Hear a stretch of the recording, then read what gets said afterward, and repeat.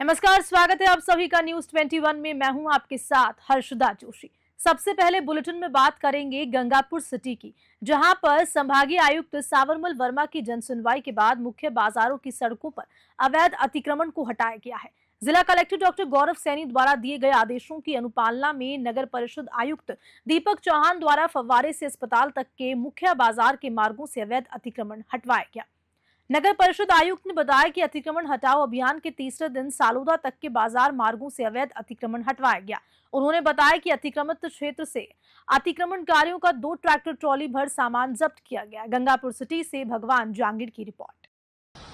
राजकीय कन्या महाविद्यालय वजीरपुर में भी पिछले दिनों से कई खेल प्रतियोगिताओं का आयोजन किया जा रहा है।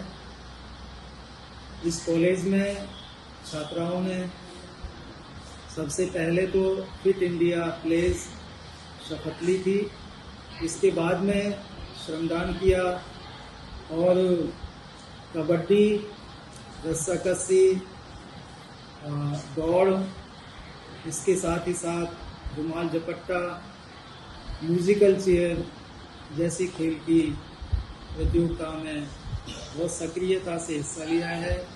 खेलों का बहुत ही आनंद लिया है। हम सभी जानते हैं कि खेलों के जरिए न केवल हमारा स्वास्थ्य ठीक रहता है, बल्कि सद्भाव और भाईचारे का संदेश भी इसके जरिए जाता है। खबर अलवर जिले से है, जहां शुक्रवार को राजस्थान पंचायती राज एवं माध्यमिक शिक्षक संघ के बैनर तले संघ की जिला शाखा अलवर द्वारा अध्यक्ष मुकेश इटोली के नेतृत्व में शिक्षकों की काफी समय से लंबित मांगों के लिए मुख्यमंत्री एवं मुख्य सचिव राजस्थान सरकार के नाम जिला कलेक्टर को ज्ञापन दिया गया। रैणी ब्लॉक के सभा अध्यक्ष हरिमोहन मीना ने बताया कि मांग पत्र में तृतीय श्रेणी शिक्षक के तबादले, 4 सत्रों से लंबित पदोन्नति का मामला, अधिशेष शिक्षकों के समायोजन, गैर शैक्षणिक कार्य और ओपीएस यानी कि ओल्ड पेंशन स्कीम को यथावत रखने आदि से संबंधित समस्या को सरकार के सामने रखा गया। रैणी से राजकुमार गुप्ता की रिपोर्ट।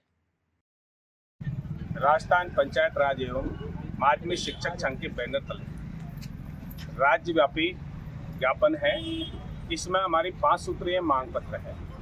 पहला है तृतीय श्रेणी अध्यापकों का आज तक 6 साल हो गए हैं, कोई ट्रांसफर नहीं हुआ है और ट्रांसफर जल्द से जल्द सरकार को करनी चाहिए, जिससे बाहरी जिलों में 600 किलोमीटर जो अध्यापक लगे हुए हैं वो अपने परिवार के पास पहुंच सके। ये मांग हमारी बहुत पुरजोर से चल रही है और विगत 4 वर्षों से डीपीसी का जुमला पिछली सरकार ने भी दिया था और इस सरकार ने भी दिया है। और डीपीसी नाम मात्र के हमारे 3rd ग्रेड के डीपीसी के 25-25 साल जिन्होंने 3rd ग्रेड में सेवाएं दी हैं, उनका आज तक डीपीसी नहीं हुई है। इसको लेकर के हमारा मांग पत्र है। एक अधिशेष शिक्षक, राजस्थान के अंदर 20,000 से अधिक शिक्षक हैं जो अधिशेष हैं। उनकी वेतन व्यवस्थाओं को लेकर के बहुत ज़्यादा समस्याएं आ रही हैं, तो हम सरकार से मांग करते हैं कि वो जल्द से जल्द इनका समायोजन करे। खबर तारानगर से है, जहां चूरू जिले के तारानगर में शहर के समस्त वार्ड्स में सफाई व रोशनी अव्यवस्थाओं को लेकर नगरपालिका के खिलाफ दिए गए ज्ञापन की समय अवधि पूर्ण होने पर और समस्याओं के समाधान न होने पर शहर के कांग्रेस पार्षदगण 3 सितंबर को धरना देने के संबंध में शुक्रवार को शहर के पार्षद संघ ने उपखंड अधिकारी को ज्ञापन दिया। संघ ने कहा कि शहर की सफाई व रोशनी सहित विभिन्न समस्याओं को लेकर 7 दिन पहले नगरपालिका अधिशासी अधिकारी को ज्ञापन दिया गया था, जिसकी कोई सुनवाई नहीं हुई, जिसको लेकर 3 सितंबर को पार्षद संघ द्वारा शहरवासियों के साथ नगरपालिका कार्यालय पर अनिश्चितकालीन धरना दिया जाएगा, जिसकी समस्त जिम्मेदारी प्रशासन की होगी। तारानगर से बुधराम वर्मा की रिपोर्ट। नगरपालिका में सफाई व्यवस्था, स्ट्रीट लाइट व्यवस्था की स्थिति बहुत खराब है। इसके बाबत 23 तारीख को यूँ नगरपालिका को सभी पार्षदों ने ज्ञापन दिया था। यूँ ने 7 दिन का समय मांगा, लेकिन 7 दिन का समय पूरा हो गया है। किस प्रकार की कार्रवाई नहीं की जा रही। सफाई व्यवस्था पूर्णतः चौपट है। पूरे शहर में कचरे के ढेर हैं, पूरी नालियां भरी हुई है, प्रशासन कोई कार्रवाई नहीं कर रहा है। खबर डूंगरपुर के सीमलवाड़ा से है, जहां राजस्थान मुस्लिम संगठन द्वारा मौन जुलूस निकाला गया। जुलूस एसडीएम ऑफिस तक निकाला गया। सीमलवाड़ा के मुस्लिम बंधुओं ने बताया कि ये मामला नबी की शान में गुस्ताखी का है, जिस दिन किसी भी कीमत पर बर्दाश्त नहीं किया जाएगा। जानकारी के अनुसार महाराष्ट्र में एक धार्मिक कार्यक्रम के दौरान महंत रामगिरी महाराज द्वारा पैगंबर मोहम्मद साइबर साहब पर आपत्तिजनक टिप्पणी की गई थी और जिसी को लेकर ये जुलूस भी निकाला गया और मुस्लिम संगठन ने एसडीएम को राष्ट्रपति के नाम ज्ञापन देकर महंत की गिरफ्तारी के साथ कड़ी कार्रवाई की मांग रखी। सीमलवाड़ा से सादिक अली की रिपोर्ट। खबर ब्यावर जिले के विजयनगर से है, जहां कल 30 अगस्त को माली समाज नवनियुक्त मंडल द्वारा समाज के गोपाल माली बलराम सैनी द्वारा बाबा रामदेव पैदल यात्रा सफलतापूर्वक पूर्ण करके घर आगमन पर यात्रियों का भव्य स्वागत किया गया। प्राज्ञ नगरी में आयोजित किए गए स्वागत समारोह में मुकेश माली, दौलत गहलोत, केबीएम के सीईओ संजय महावर, नरेश चौहान, जीतू सैनी, राहुल सैनी, सावरलाल माली के साथ ही माली समाज के गणमान्य नागरिक भी मौजूद रहे।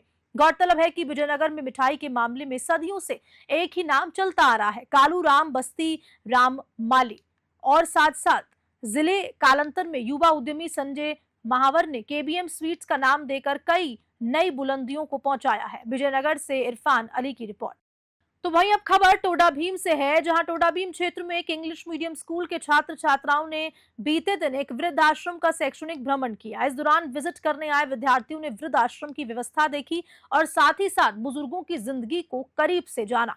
वृद्ध आश्रम के संचालक सतीश चौधरी ने सभी बच्चों से अनुरोध किया कि वे अपने घर के बुजुर्ग माता पिता, दादा दादी, नाना नानी, इन सब का ध्यान रखें ताकि उन्हें अकेलापन महसूस ना हो। वृद्ध आश्रम की संचालक सतीश चौधरी वृद्धजनों की अपने माँ बाप की तरह दिन रात देखभाल करती है। आज के इस भौतिकवादी दौर में बुजुर्गों की अहमियत धीरे धीरे गुम होती जा रही है, जिसे हमें समय रहते समझाना होगा। टोडा भीम से ब्यूरो चीफ महेंद्र कुमार जोशी की रिपोर्ट।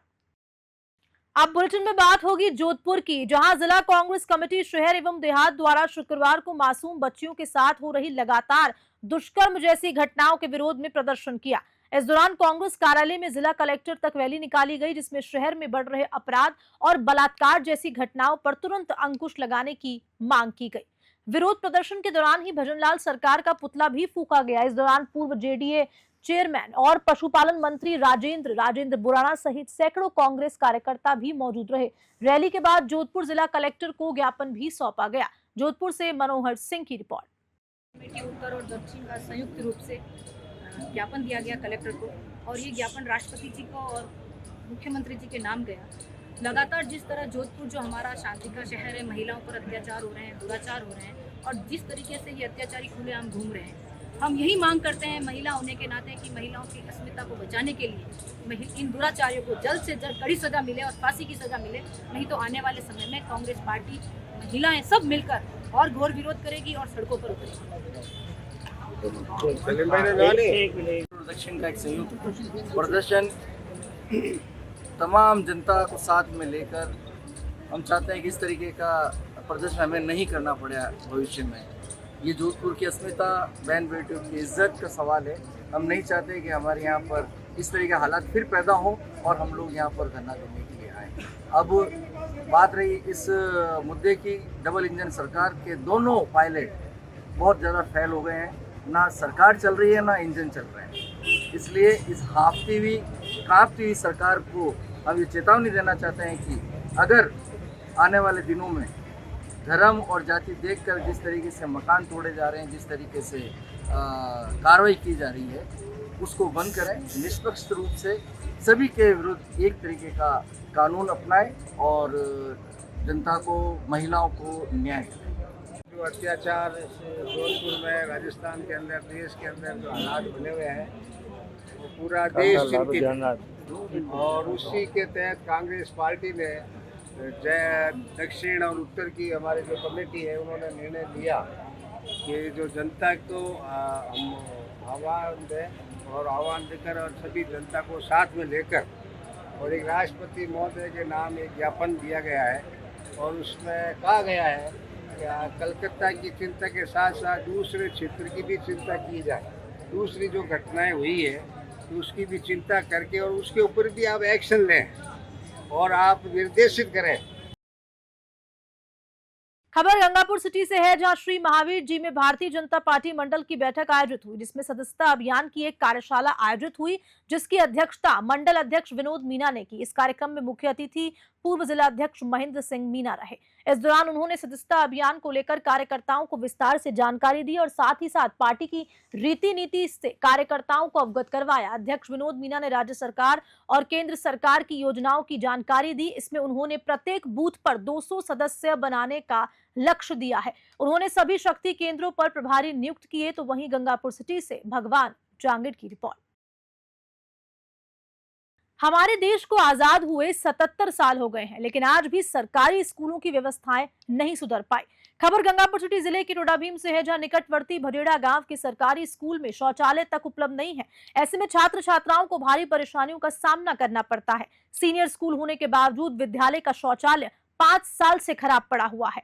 स्कूल के संस्था प्रधान ने तो आंखों पर पट्टी बांध के रखी है। मामले की जानकारी मिलने के बाद जब सीबीओ भंवर सिंह मीणा ने विद्यालय का निरीक्षण किया तो विद्यालय में काफी कमियां पाई गई। सीबीओ द्वारा शिक्षकों को शौचालय में टाइल्स लगाने के निर्देश दिए और साथ साथ सीबीओ भंवर सिंह मीणा ने आश्वस्त किया कि जो भी कमियां उसको 5-6 दिन में ठीक करा देंगे। टोडा भीम से ब्यूरो चीफ महेंद्र कुमार जोशी की रिपोर्ट। जैसा कि शिकायत हुई थी, अखबारों में भी आया था कि भाई यहाँ जो बच्चियों के लिए शौचालय नहीं है, तो हमने प्रिंसिपल से बात की। उससे कहा भाई जल्दी जल्दी ये काम करवाना चाहिए। आज मेरे द्वारा निरीक्षण किया गया तो बहुत कुछ कार्य हो गया है बच्चियों के शौचालय का। और अभी मेरी गाँव वालों से और अभी स्टाफ से बात हुई है, तो वो अगले 4-5 दिन में जो सारा काम प्रगति पर है वो पूरा कर लिया जाएगा और बच्चियों के लिए शौचालय की व्यवस्था हो जाएगी। अब बुलेटिन में बात होगी नागौर जिले की, जहां पर नागौर जिले के खन्नीपुरा क्षेत्र में श्रीमद् भागवत कथा का आयोजन किया जा रहा है। रताऊ निवासी कथावाचक पंडित शिवश्याम दादीज के द्वारा श्रीमद् भागवत कथा का बहुत ही सुंदर वर्णन हुआ। कथा के दौरान प्रसिद्ध नानीबाई का मायरा प्रसंग का वचन भी हुआ। इस दौरान नागौर फागली के भजन सम्राट मनाग वैष्णव के द्वारा प्रतिदिन बड़े ही सुंदर तरीके से भजन संध्या का आयोजन किया जाता है। नागौर से ब्यूरो चीफ मोहित रांकावात की रिपोर्ट। टोडा भीम क्षेत्र के नवनिर्वाचित कांग्रेस ब्लॉक अध्यक्ष का कल बाजार में मुख्य चौराहे पर भारी विरोध जताया। इस दौरान कांग्रेस कार्यकर्ताओं ने मिलकर क्षेत्रीय विधायक घनश्याम मेहर का पुतला दहन किया। बताया जा रहा है कि कांग्रेस कार्यकर्ताओं के साथ धोखा किया गया है। किसी बाहरी उम्मीदवार को कांग्रेस ब्लॉक अध्यक्ष बनाना कार्यकर्ताओं को रास नहीं आ रहा। कांग्रेस कार्यकर्ताओं ने बताया कि विधायक ने एक ऐसे इंसान को कांग्रेस ब्लॉक अध्यक्ष चुना है जिसने कांग्रेस पार्टी के लिए कोई मेहनत नहीं की। ऐसे में जमीनी स्तर पर काम करने वाले कार्यकर्ता खुद को ठगा सा महसूस करने लगे हैं। टोडा भीम से ब्यूरो चीफ महेंद्र कुमार जोशी की रिपोर्ट। बीकानेर संभागीय आयुक्त वंदना सिंधवी आज लूनकरसर दौरे पर रही। जोनल कमिश्नर ने लूनकरसर अस्पताल का निरीक्षण किया। संभागीय आयुक्त ने उपखंड अधिकारी राजेंद्र कुमार, तहसीलदार बाबूलाल, नायब तहसीलदार ममता एवं मेडिकेयर रिलीफ सोसाइटी के सदस्य विनोद चोपड़ा के साथ अलग अलग वार्ड्स का निरीक्षण किया। अस्पताल की अव्यवस्थाओं को देखकर संभागीय आयुक्त ने बीसीएमओ और अस्पताल प्रभारी को खरी खोटी सुनाई। अस्पताल की सफाई व्यवस्था को देखकर नाराज हुई संभागीय आयुक्त ने समस्त डॉक्टर्स को भी साफ सफाई की हिदायत दी। अस्पताल में दवाई व्यवस्था के साथ ही कर्मचारी उपस्थिति रजिस्टर का भी निरीक्षण किया और उसके बाद इंदिरा रसोई घर का निरीक्षण किया गया। लूनकरसर से लोकेश बोहरा की रिपोर्ट। देखिए, हॉस्पिटल में जब मैं गई थी तो काफ़ी पेशेंट्स थे और आउटडोर में काफ़ी लोग थे और जब पता किया तो लगभग 4 या 6 डॉक्टर्स वहाँ पे पोस्टेड है, लेकिन काफ़ी लोग छुट्टी पे थे, 2-3 डॉक्टर्स छुट्टी पे थे। तो वही निर्देश दिए गए कि भाई छुट्टी पर एक ही डॉक्टर रहे जब तक कि विशेष परिस्थितियाँ नहीं हो, ताकि जो आउटडोर में लोग आ रहे हैं उनको प्रॉपरली टाइमली उनका चेकअप हो जाए और प्रॉपरली इलाज प्रारंभ हो जाए। इसके अलावा हॉस्पिटल में थोड़ा सा अव्यवस्था, गंदगी की पाई गई, साफ़ सफाई प्रॉपर नहीं थी, उसके भी निर्देश दिए गए हैं और एसडीएम साहब को और डॉक्टर साहब को ये बोला गया है कि भाई इसका एक विस्तृत पूरा देख के और क्या क्या चीज़ें इसमें सुधारी जा सकती है उसको सुधार किया जाए। इसी प्रकार से दवाइयों वगैरह की चेकिंग करी, दवाइयाँ पर्याप्त मात्रा में थी। आईपीडी पेशेंट से मिलने का मौका मिला, वो सभी संतुष्ट थे, जो भी चिकित्सा वहाँ पे दी जा रही है। तो ऐसी कोई बड़ी अनियमितता नहीं पाई गई, लेकिन चूँकि अब ये सब उप जिला अस्पताल के रूप में भी घोषित हो चुका है और उसके लिए ज़मीन आवंटन की प्रक्रिया जारी है, तो जब भी हॉस्पिटल बन जाएगा तब तक, क्योंकि अभी इसको बनने में भी 1-2 साल लग जाएंगे, तो तब तक जो भी व्यवस्थाएं सुधारी जा सकती है उसके लिए निर्देश दिए गए।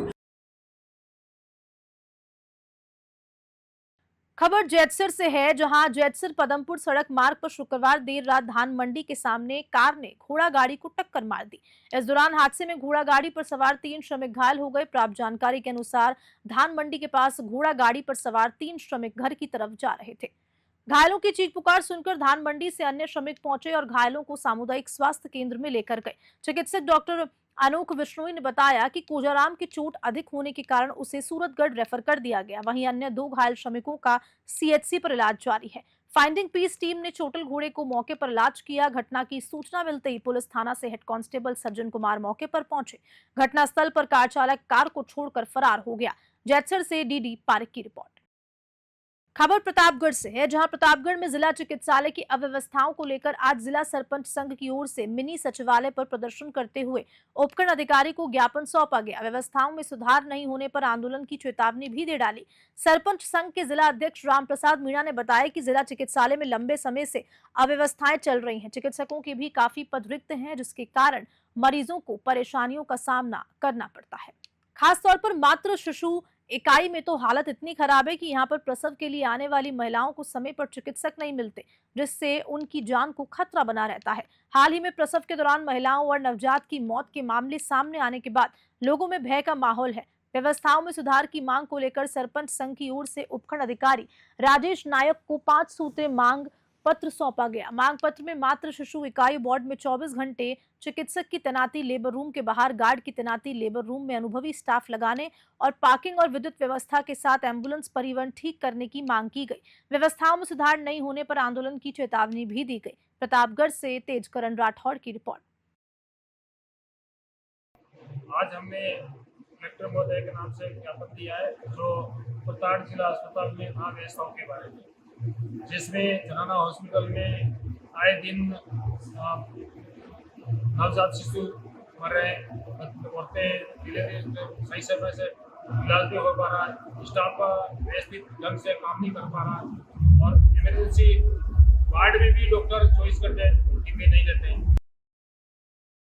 अब बुलेटिन में बात करेंगे राजधानी जयपुर की, जहां राजस्थान हाईकोर्ट प्रशासन द्वारा आरजेएस परीक्षा आज यानी कि 31 अगस्त और कल यानी कि 1 सितंबर को जयपुर सहित कई जिला केंद्रों पर आयोजित की जा रही है। सुबह 9 बजे से 12 बजे तक लॉ प्रथम पेपर की परीक्षा हुई। दोपहर 3 से शाम 5 बजे तक भाषा प्रथम हिंदी का पेपर होगा। वहीं 1 सितंबर को सुबह 9 से 12 बजे तक लॉ सेकंड पेपर और 3 बजे से शाम 5 बजे तक भाषा सेकंड पेपर अंग्रेजी का होगा। वहीं आरजेएस के रिक्त 222 पदों के लिए ये भर्ती परीक्षा करवाई जा रही है। आरजेएस एग्जाम राज्य की न्यायिक प्रणाली में सिविल जज या न्यायिक मजिस्ट्रेट बनने का एक अवसर है। इस परीक्षा में 3 चरण होते हैं: प्रारंभिक परीक्षा, मुख्य परीक्षा और साक्षात्कार या मौखिक परीक्षा। प्रारंभिक परीक्षा वस्तुनिष्ठ प्रकार की परीक्षा है, जो मुख्य परीक्षा के लिए स्क्रीनिंग का काम करती है। मुख्य परीक्षा में सफल उम्मीदवारों को फिर इंटरव्यू के लिए बुलाया जाता है, जिसमें न्यायपालिका में करियर के लिए उनके व्यक्तित्व और उपयुक्त का मूल्यांकन किया जाता है। जयपुर से अखिल जांगिड़ की रिपोर्ट। और इसी खबर के साथ फिलहाल के लिए इस बुलेटिन में इतना ही। आप लगातार बने रहिए न्यूज़ 21 के साथ। नमस्कार।